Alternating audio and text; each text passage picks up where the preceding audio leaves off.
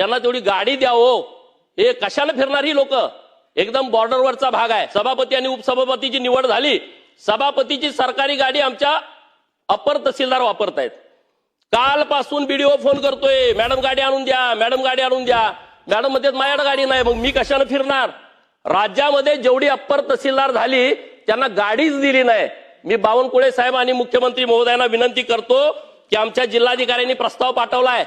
सांगली जिल्ह्यामध्ये 3 अप्पर तहसीलदार कार्यालय आहेत, एक आष्टा वाळवा तालुक्यातलं, एक प्रॉपर सांगली आणि एक माझं संघ. यांना तेवढी गाडी द्या हो.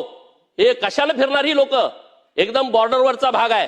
कन्नड भाषिक 70% लोक आहेत माझ्या मतदारसंघामध्ये. 3 जिल्हा परिषद गटात फक्त मराठी लोक बोलतात, बाकीच्या 6 जिल्हा परिषद गट आणि जत शहरामध्ये सगळी लोक कन्नड बोलतात. काही काही लोकांना मराठी कळत पण नाही. अशी लोक या परिसरामध्ये आहेत आणि त्यामुळे त्या लोकांची सोय व्हावी. गाडी द्या.